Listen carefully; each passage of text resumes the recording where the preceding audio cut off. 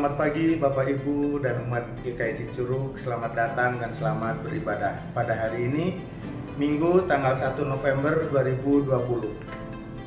Berikut ini adalah warta lisan hari ini. Terkait dengan situasi dan kondisi pandemi COVID-19 di daerah Cicurug dan sekitarnya, Majelis Jemaat memutuskan untuk menunda sementara kebaktian onsite dan hanya melaksanakan kebaktian secara online. Jemaat dapat mengakses ibadah online melalui halaman Facebook ataupun kanal YouTube GKI Cicurug. Ibadah hari ini dengan tema Berhasil di Jalan Tuhan akan dilayani oleh Penatua Samuel. Ibadah remaja dan pemuda dapat diakses melalui YouTube Ignite GKI pada pukul 10 pagi. Dan ibadah sekolah minggu dapat diakses melalui YouTube Komisi Anak GKI Cicurug pada pukul 7 pagi. Mari bersama mendukung keberadaan gereja dengan memberikan persembahan. Persembahan dapat diberikan dengan cara transfer atau dimasukkan ke dalam amplop dan dikumpulkan kepada penatua wilayah. Berikut ini merupakan kegiatan sepekan GKI Cicurug.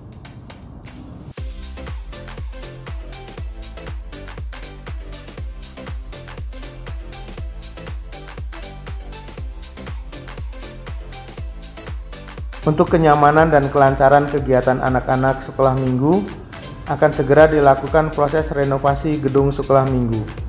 Mohon dukungan jemaat agar semua proses dapat berjalan dengan lancar.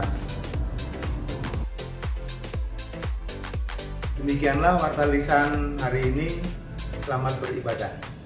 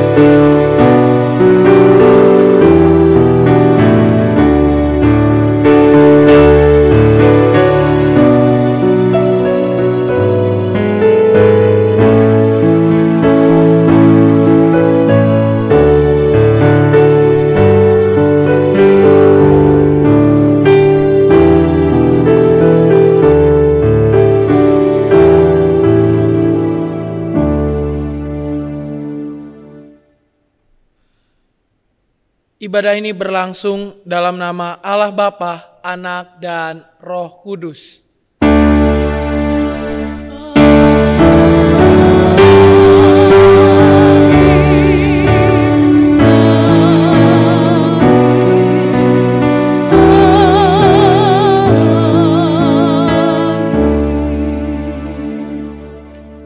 Damai Kristus beserta saudara. Dan beserta saudara juga. Silakan.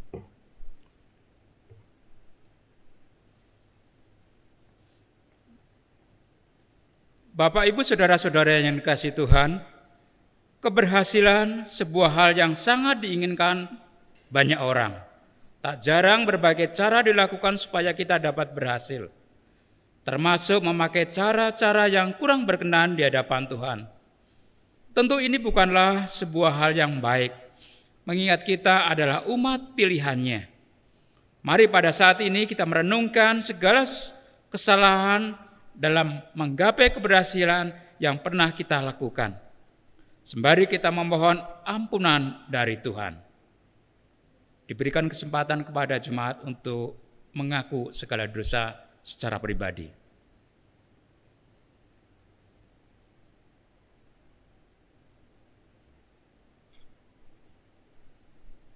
Bapa Allah surgawi, di pagi ini kami mengucap syukur dan berterima kasih kesempatan yang Tuhan berikan kepada kami untuk beribadah. Mengingat akan segala keterbatasan kami Tuhan, Engkau tolong akan dosa dan salah kami, Engkau ampuni segala apa yang sudah kami lakukan sepanjang hari-hari lalu hingga saat ini, yang kadang menyakitkan hati Engkau, menyakitkan sesama kami Tuhan. Layakkan pada pagi hari ini untuk kami boleh menikmati ibadah ini Tuhan. Inilah doa kami, ungkapan syukur kami Bapa, yang kami jelaskan di dalam satu nama, Tuhan Yesus Kristus. Amin. Kami mengundang untuk sama-sama kita berdiri. Firman Tuhan dalam Yesaya 1 ayat 16-18 berkata demikian. Basuhlah, bersihkanlah dirimu, jauhkanlah perbuatan-perbuatanmu yang jahat dari depan mataku. Berhentilah berbuat jahat, belajarlah berbuat baik, usahakanlah keadilan, kendalikanlah orang kejam, belalah hak anak-anak yatim, perjuangkanlah perkara janda-janda. Marilah, baiklah kita berperkara, firman Tuhan. Sekalipun dosamu merah seperti kirmisi, akan menjadi putih seperti salju. Sekalipun berwarna merah seperti kain kesumba, akan menjadi putih seperti bulu domba. Demikianlah berita anugerah dari Tuhan. Kita mengangkat satu pujian, Kidung Jemaat 178 ayat 1 dan 2, karena kasih-Nya padaku.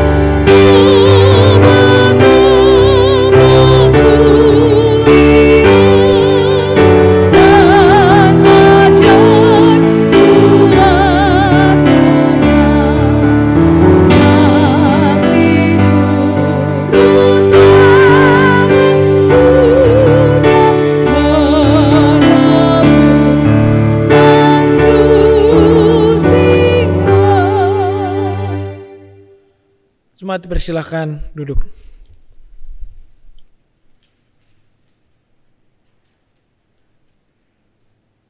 Sebelum kita bersama membaca dan merenungkan bagian firman Tuhan, marilah kita berdoa memohon hikmat daripadanya supaya kita beroleh pengertian untuk mengerti dan melakukan firman ini di dalam kehidupan keseharian kita. Kita berdoa. Kami bersyukur Tuhan pada kesempatan hari ini kami boleh kembali mendengarkan sabda-Mu, kembali berkumpul untuk bersama memuliakan nama-Mu, sekalipun kami beribadah dari rumah kami masing-masing, tetapi kami percaya ya Bapa, kasih setia-Mu mempersekutukan kami dari manapun kami berada. Biarlah ya Bapa Engkau yang memberkati jalannya ibadah kami ini, supaya boleh menjadi berkat dan menjadi kekuatan bagi kami semua. Di mana kami juga sebentar akan membaca firman-Mu ya Bapa, biarlah firman-Mu ini menjadi sebuah pegangan hidup kami untuk melangkah ke depan. Dan juga berkati hamba-Mu yang penuh dengan kelemahan ini. Biarlah apa yang dikatakannya berasal daripada-Mu dan seturut dengan kehendak-Mu saja. Dalam nama anak-Mu Tuhan Yesus Kristus kami berdoa. Amin. Bacaan Alkitab yang mendasari perenungan kita pada minggu ini diambil dari Mika pasal 3 ayat 5 sampai dengan 12. Mika pasal 3 ayat 5 sampai dengan 12, demikian bunyi firman Tuhan. Beginilah firman Tuhan terhadap para nabi yang menyesatkan bangsaku, yang apabila mereka mendapat sesuatu untuk dikunyah, maka mereka menyerukan damai. Tetapi terhadap orang yang tidak memberi sesuatu ke dalam mulut mereka, maka mereka menyatakan perang. Sebab itu hari akan menjadi malam bagimu tanpa penglihatan, dan menjadi gelap bagimu tanpa tenungan. Matahari akan terbenam bagi para nabi itu, dan hari menjadi hitam suram bagi mereka. Para pelihat akan mendapat malu, dan tukang-tukang tenung akan tersipu-sipu. Mereka sekalian akan menutupi mukanya, sebab tidak ada jawab daripada Allah. Tetapi aku ini penuh dengan kekuatan, dengan roh Tuhan, dengan keadilan dan keperkasaan, untuk memberitakan kepada Yakub pelanggarannya dan kepada Israel dosanya. Baiklah, dengarkan ini, hai para kepala kaum Yakub dan para pemimpin kaum Israel, hai kamu yang muak terhadap keadilan dan yang membengkokkan segala yang lurus. Hai kamu yang mendirikan Sion dengan darah dan Yerusalem dengan kelaliman. Para kepalanya memutuskan hukum karena suap, dan para imamnya memberi pengajaran karena bayaran.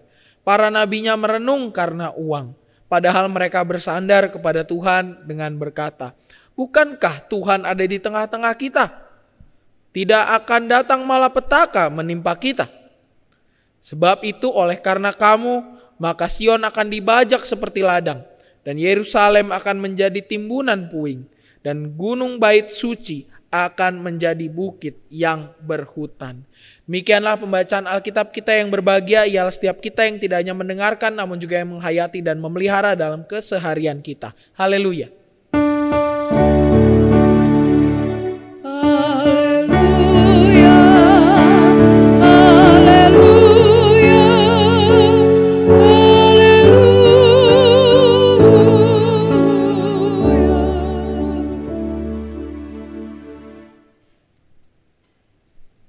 Bapak Ibu yang dikasihi oleh Tuhan Yesus Kristus, kalau kita bicara soal keberhasilan, tentu hal ini menjadi impian dari setiap orang. Misalnya, berhasil di dalam usaha, pendidikan, pekerjaan, keluarga, atau hal-hal lainnya menjadi sebuah dambaan setiap orang. Keberhasilan ini tidak dibentuk dalam waktu singkat, melainkan lewat sebuah proses yang panjang serta tidak sebentar.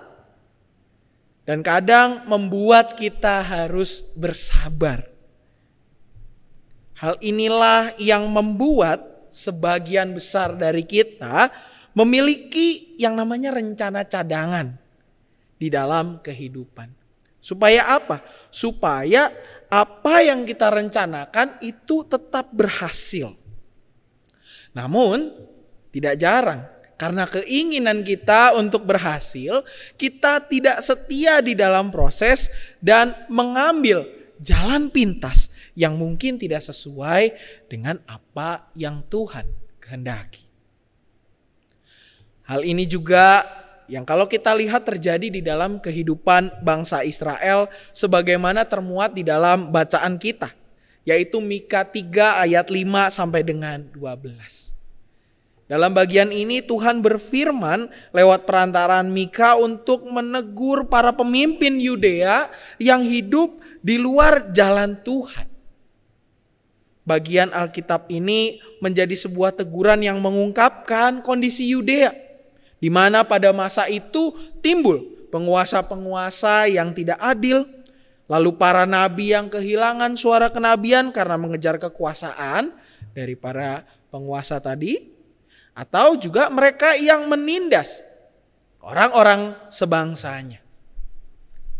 Mereka yang merupakan dari bangsa pilihan Allah, yaitu Israel, justru hidup di jalan yang tidak Allah kehendaki, yaitu hidup tidak sesuai dengan firman Tuhan. Selain sering menduakan Allah dengan menyembah Baal dan mengikuti nabi-nabi palsu, mereka juga tidak melakukan kasih kepada sesama, khususnya kepada orang-orang yang mereka pimpin. Ke-10 firman atau kita kenal dengan Dasatita, atau kita kenal juga dengan 10 perintah Allah begitu ya, yang harusnya menjadi pegangan hidup sekaligus menjadi gaya hidup, gitu ya, berubah menjadi sesuatu yang sifatnya formalitas. Bukan sesuatu yang mengakar di dalam kehidupan, tetapi akhirnya jadi formalitas begitu saja. Dan tidak diimani secara sungguh. Yaitu harusnya mereka melakukan dan memaknainya sebagai cara untuk mengetahui apa yang Tuhan kehendaki. Hal ini menandakan bahwa kualitas hidup para pemimpin Yudea yang harusnya menjadi representasi Allah justru sangat buruk dan bobrok, serta hanya mengedepankan keinginan pribadi mereka. Pada bagian inilah Tuhan menegur pola maupun cara hidup mereka, khususnya kepada mereka yang memiliki kekuasaan maupun jabatan tertentu yang dapat menindas orang-orang sebangsanya. Dalam ayat 12 di bacaan kita, Bapak Ibu serta saudara-saudari sekalian, kita dapat melihat bagaimana Tuhan akan menghancurkan Sion maupun Yerusalem serta bait Allah. Sangat menarik di bagian ini ketika kita melihat ada 2 kata tempat yang dipakai, yaitu Sion dan Yerusalem. Sekedar informasi Bapak Ibu, sebenarnya Sion itu menjadi sinonim bagi Yerusalem, yang pada masa itu menjadi pusat pemerintahan kerajaan Yudea setelah Israel terpecah menjadi 2, yaitu Israel Utara yang berkedudukan atau beribu kota di Samaria, dan yang kedua adalah Yudea, ibu kotanya Yerusalem. Namun dalam bagian ini kalau kita perhatikan Bapak Ibu, kata Sion itu untuk menggambarkan Israel secara keseluruhan. Di mana kalau kita bicara Israel secara keseluruhan, Yerusalem menjadi bagian di dalamnya. Yerusalem yang merupakan sebuah ibu kota, kita tahu bersama bahwa itu adalah kota yang paling dilindungi karena menjadi objek vital bagi kerajaan. Tidak hanya menjadi objek vital, tetapi juga menjadi kota Allah. Dalam pemikiran mereka, tidak mungkin Allah menyerang kotanya sendiri. Tidak mungkin Allah akan menghancurkan bangsa pilihannya. Namun dalam bagian yang kita baca, justru ia akan menyerang kota yang terlindungi dan yang menjadi miliknya itu, serta menghancurkan baitnya, yang menandakan bahwa ia adalah Allah yang bebas. Dia tidak terikat kepada satu pihak pun dan dapat menegur umat yang menjadi pilihannya dengan berbagai cara, termasuk dengan menghancurkan apa yang selama ini menjadi kebanggaan mereka. Bait Allah, Yerusalem, itu menjadi kebanggaan bagi para pemimpin dan masyarakat Yudea. Ini akan Allah hancurkan semua. Mereka akan dibajak, gitu ya. Sion akan dibajak. Yerusalem dihancurkan seperti puing. Dan bait Allah, gitu ya, menjadi bukit yang berhutan. Atau dalam kata lain, tidak berpenghuni. Ini menandakan bahwa Allah akan menghancurkan mereka dengan begitu hebatnya. Khususnya menghancurkan pola pikir para pemimpin tadi yang tidak percaya akan apa yang Allah bisa lakukan untuk mengajar dan menghajar umatnya. Teguran ini juga yang berbicara kepada kita, Bapak Ibu serta saudara-saudari sekalian, khususnya ketika kita memasuki bulan yang baru ini. Kita adalah umat pilihan Allah yang hidup di masa kini. Israel yang nyata di dalam keseharian. Sebab apa? Sebab Allah sendiri yang memilih kita untuk menjadi umat-Nya. Sudah 10 bulan kita lalui di dalam tahun 2020 ini. Kita memasuki bulan yang ke-11 saat ini. 10 bulan kita jalani di tahun yang penuh dengan kejutan, sesuatu yang baru. Mulai dari cara beribadah gitu ya. Kita nggak kebayang ibadah di rumah zaman mungkin 10 sampai 20 tahun yang lalu. Sekarang ibadah di rumah. Lalu pola hidup yang baru, kemana-mana kita harus pakai masker, kita mencuci tangan, pulang dari mana-mana, langsung mandi segala rupa. Kebiasaan-kebiasaan yang baru. Ini kan menjadi identik dengan tahun 2020 gitu. Tahun yang penuh sesuatu yang baru begitu. Dan ini menjadi sebuah pengingat kepada kita untuk melakukan proses introspeksi. Atau proses introspeksi itu juga berarti proses untuk pemeriksaan diri bersama. Apakah segala keberhasilan yang kita peroleh pada saat ini merupakan hasil dari upaya kita untuk tetap berusaha dan bekerja menurut jalan yang Tuhan kehendaki, atau justru keberhasilan yang kita peroleh ini sebenarnya dari jalan-jalan yang Tuhan tidak kehendaki? Apakah keberhasilan yang kita dapat saat ini merupakan proses kita untuk bergumul dan berjuang untuk tetap setia, taat, dan patuh pada kehendak Tuhan? Atau justru sesuatu yang kita peroleh dari jalan pintas yang tidak sesuai dengan jalan Tuhan? Apakah yang ada pada kita saat ini adalah seutuhnya pemberian Allah yang menguatkan kita untuk terus berjalan bersamanya, atau justru menjauhkan kita dari persekutuan kita, bahkan dari Tuhan?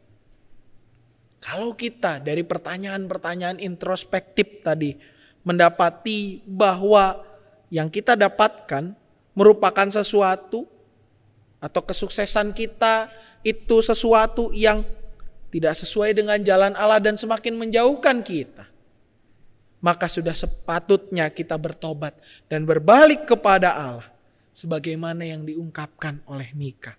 Sebab Allah mengasihi umat-Nya yang mau berbalik, mau bertobat, dan bersedia untuk hidup sesuai dengan kehendak Tuhan. Melalui perenungan ini juga kita kembali diingatkan bahwa keberhasilan yang kita peroleh hendaknya tidak berasal dari cara-cara yang tidak Tuhan perkenankan, melainkan lewat proses untuk bergumul dan berjuang untuk tetap setia dan taat di dalam jalan Tuhan. Bukan dengan cara membohongi atau melakukan tindakan suap atau bahkan mengajarkan sesuatu yang tidak sesuai dengan kebenaran firman Tuhan. Sebab apa? Sebab cara-cara demikian itu adalah cara yang tidak dikehendaki oleh Tuhan. Dan ia pun akan menghancurkan keberhasilan kita yang diperoleh dengan cara-cara tersebut menurut waktunya. Tuhan berkuasa atas segala sesuatu. Ayub mengatakan, Tuhanlah yang memberi, Tuhan juga yang mengambil, terpujilah nama Tuhan. Artinya, segala yang kita punya ini bukan milik kita. Kalau kita memperoleh apa yang kita inginkan itu bukan di dalam jalan Tuhan, jangan salah kalau Tuhan bisa menghancurkannya kapan saja. Nah, tetapi bagaimana caranya supaya kita tetap berhasil di jalan Tuhan? Sebuah jalan yang pasti lebih sulit daripada jalur alternatif. Lebih membutuhkan kesabaran, lebih membutuhkan waktu dibanding jalan yang jalur cepat gitu ya. Ada 3 cara yang bisa kita pakai supaya kita bisa berhasil di dalam jalan Tuhan. Yang pertama, kalau kita mau berhasil di jalan Tuhan adalah ya kita mendengarkan suaranya. Bagaimana caranya Pasang mendengarkan suara Tuhan? Tuhan itu bisa berbicara lewat banyak hal. Pertama, lewat pembacaan firman. lewat perenungan firman, lewat ibadah kita. Kedua, lewat renungan pribadi kita. Bapak, Ibu, serta saudara-saudara yang dikasihi, renungan harian sudah dibagikan gitu ya. Majelis jemaat, khususnya bidang pembinaan, tidak menyerah dengan situasi yang ada. Kita nggak bisa membagikan yang versi cetak. Oke, kita pakai versi digital. Baik yang versi rekaman, setiap pagi itu dibagikan. Versi PDF, versi digital, itu lewat WA group masing-masing wilayah. Atau bahkan lewat cara-cara lainnya. Kalau Bapak Ibu punya kesempatan mengakses gitu ya, situsnya Yayasan Komunikasi Bersama milik GKI, itu di situ renungan juga ada setiap hari. Sampai satu persatu itu di screenshot, dikirim ke grupnya. Itu menandakan kita itu harusnya bisa mendengarkan suara Tuhan. Kenapa? Karena suara Tuhan itu bergema dan selalu berbicara kepada kita lewat berbagai cara. Tidak hanya lewat cara tadi saja, suara Tuhan juga bisa lewat teguran. Teguran yang diungkapkan oleh orang-orang di sekitar kita, saudara kita, orang tua kita, yang memperingatkan kita. Hati-hati, awas ini. Kalau kita dapat teguran, itu mestinya kita berbahagia. Kenapa? Karena tandanya kita diperhatikan. Orang yang gak ditegur berarti gak diperhatikan. Bersyukurlah ada orang yang menegur kita. Kenapa? Karena tandanya kita diperhatikan. Jangan kita malah komplain. Teguran itu bersifat membangun. Kita diperhatikan gerak-geriknya. Oh, kamu hati-hati loh kamu kalau ngomong seperti ini nanti konsekuensinya 1, 2, 3. Hati-hati loh kamu kalau kamu melakukan hal seperti ini nanti jadinya begini. Hati-hati. Artinya orang perhatian sama kita. Bersyukur masih ada yang menegur kita. Memang Bapak Ibu serta saudara-saudari sekalian, kalau bicara gitu ya soal teguran, sebagian kecil orang yang bisa menerima teguran itu sebagai sebuah pelajaran yang berharga. Namun masih lebih banyak orang yang menganggap teguran itu sebagai sebuah hal yang harus dikeselin. Nah, orang yang dewasa itu menganggap teguran itu sebagai bentuk perhatian, tandanya kita masih diperhatikan. Terima kasih atas pengingatnya. Nah, kalau kita yang belum dewasa menganggap teguran sebagai apa? Ya sebagai sesuatu yang membuat kita sakit hati. Itu cara Tuhan berbicara sebenarnya kepada kita. Tuhan punya banyak cara. Dia tidak hanya ngomong secara lembut tapi juga bisa secara keras. Tergantung kebutuhannya. Kalau memang bisa lewat cara lembut ya kita omongin cara lembut. Tuhan akan ngomong dengan cara lembut. Kalau emang udah gak bisa ya harus dialotin ya sudah gitu loh. Tuhan pun punya cara. Karena apa? Karena dia lebih mengenal kita. Kita harus bersedia dibentuk oleh Tuhan. Karena apa? Karena Tuhan perhatian sama kita. Berikutnya, yang kedua, tidak hanya kita mendengar tapi juga kita bersedia untuk memperbaiki diri dan bersedia untuk dibentuk olehnya. Teguran itu gak cuma didengar, tapi juga kita implementasikan atau kita lakukan dalam kehidupan nyata. Sebagai apa? Sebagai cara kita untuk memperbaiki diri menjadi yang lebih baik dari yang sebelumnya.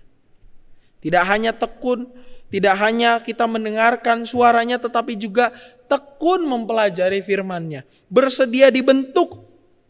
Sebab tidak ada cara lain selain mempelajari firman Tuhan supaya kita bisa mengerti apa yang kita katakan. Kalau ada berita dari luar untuk mengetahui itu berita bohong atau berita benar, harus kita cross check kebenarannya. Gimana caranya? Ya kita cari tahu ini berita benar apa enggak. Nah kalau suara Tuhan supaya kita mengerti maksud Tuhan ya gimana caranya? Caranya ya kita dengan belajar firman Tuhan. Lewat apa? Medianya banyak. Tadi sudah ada. Lewat renungan lah.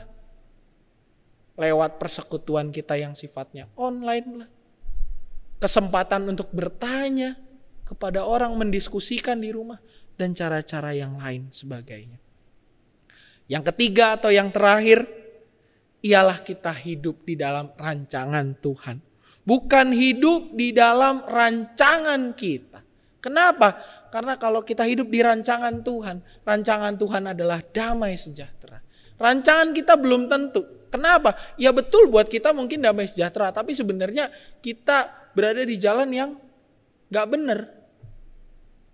Hari ini damai sejahtera, besok belum tentu damai sejahtera kalau kita. Tuhan udah mengetahui segala masa dan waktu. Dia Maha tahu. Kalau kita hidup di jalan atau rancangan yang Tuhan buat, maka itu adalah rancangan yang stepnya jauh. Kalau kita cuma tahu hari ini, besok kita nggak tahu. Bukan hidup di jalan rancangan yang kita buat, tetapi hidup di rancangan Tuhan. Kita hidup tidak untuk memenuhi tuntutan-tuntutan sosial atau tuntutan-tuntutan orang di sekitar kita, tetapi kita hidup untuk seutuhnya meneladani apa yang Tuhan firmankan kepada kita. Dan niscaya melalui cara-cara ini kita bisa menjadi orang-orang yang berhasil di jalan Tuhan. Berhasil di jalan yang Ia kehendaki. Bukan di jalan yang menuju kepada kebinasaan. Kiranya Tuhan menolong dan memampukan kita. Amin. Saat teduh bagi kita sekalian.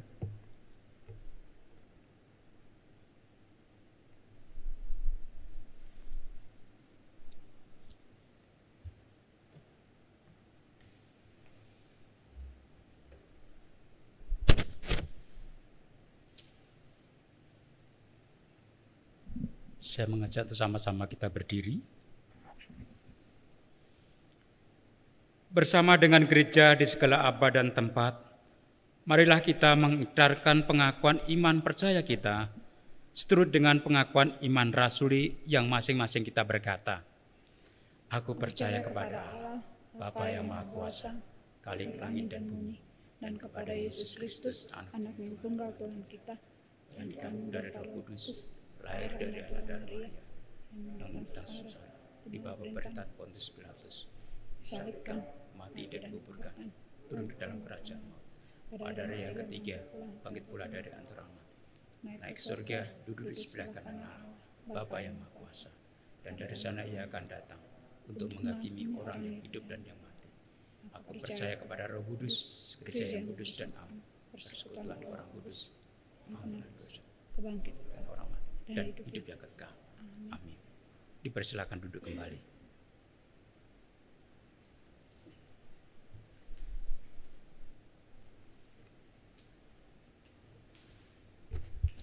Jemaat yang dikasihi oleh Tuhan Yesus Kristus, mari kita menaikkan doa-doa syafaat kita. Kita berdoa.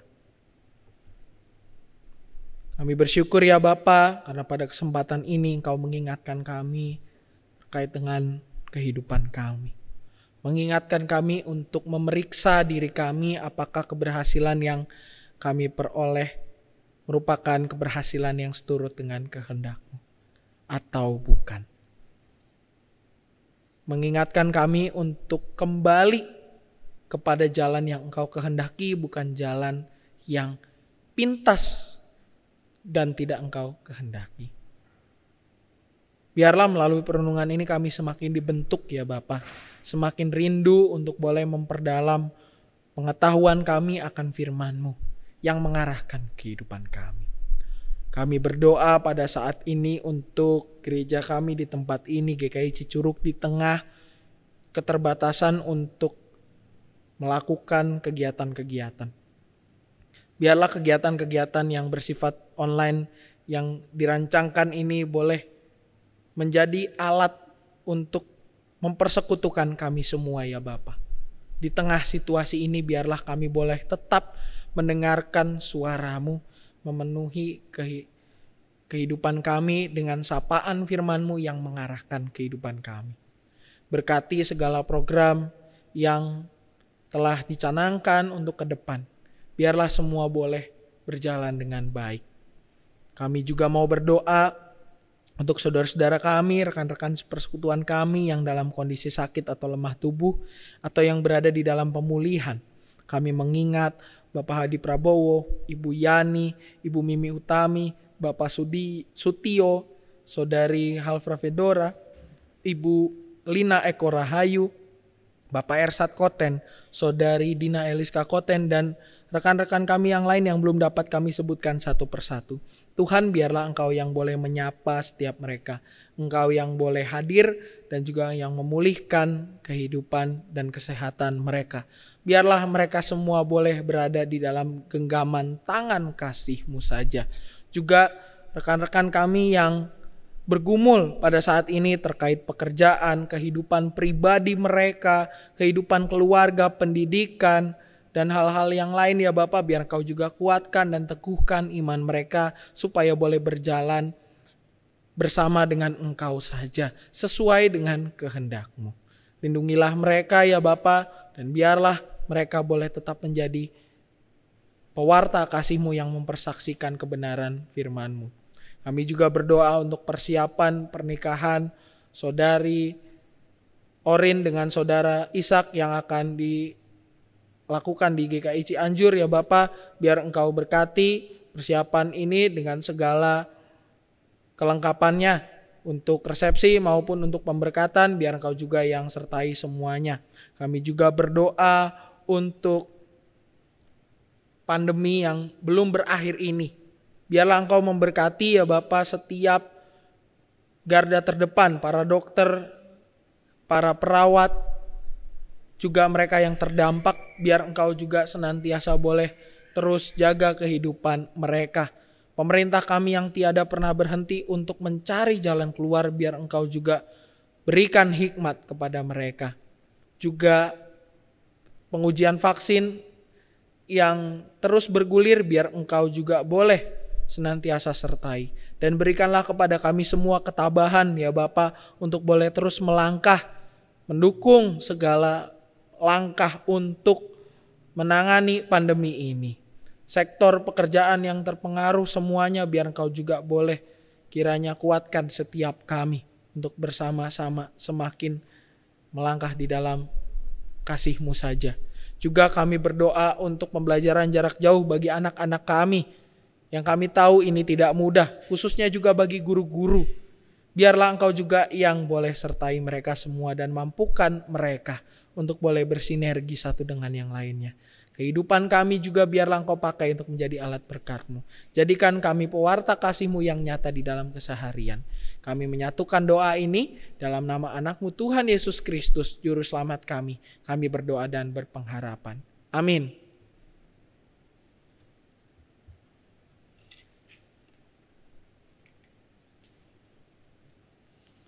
Bapak, Ibu, Saudara-saudara yang dikasihi Tuhan, sebentar kita akan memberikan persembahan untuk Tuhan. Muliakanlah Tuhan dengan hartamu dan dengan hasil pertama dari segala penghasilanmu. Maka lumbung-lumbungmu akan diisi penuh sampai melimpah-limpah, dan bejana pemerahanmu akan meluap dengan air buah anggurnya. Amsal 3 ayat 9 sampai dengan 10. Kini kita akan memberikan persembahan untuk Tuhan yang akan dikumpulkan kepada Tuhan dengan diiringi Kidung Jemaat 387.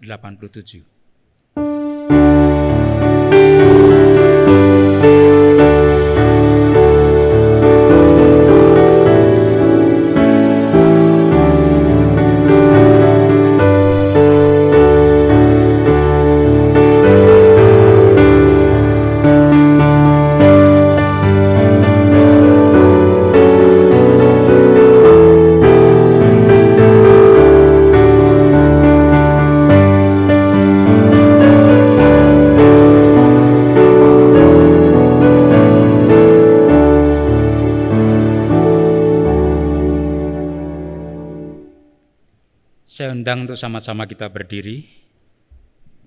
Kita bawa persembahan kita di dalam doa, mari kita berdoa. Kami mensyukuri dan berterima kasih untuk nasihat firman Allah. Ajarkan kehidupan kami, kehidupan yang selalu berhasil di mata Engkau Tuhan. Dengan selalu mendengarkan apa kata Tuhan. Dan bukan saja mendengar, kami boleh melakukan seturut akan kehendak-Mu dengan rancangan damai sejahtera Tuhan. Dan saatnya di mana kami memberikan persembahan untuk Engkau Tuhan, kuduskan persembahan ini di mata Engkau Tuhan. Dan kiranya Tuhan memberkati tangan-tangan yang memberi. Demikian juga tangan-tangan yang akan mengelolanya Tuhan. Terima kasih Bapa di surga. Inilah doa kami, ungkapan syukur kami. Di dalam nama Tuhan Yesus kami berdoa. Amin.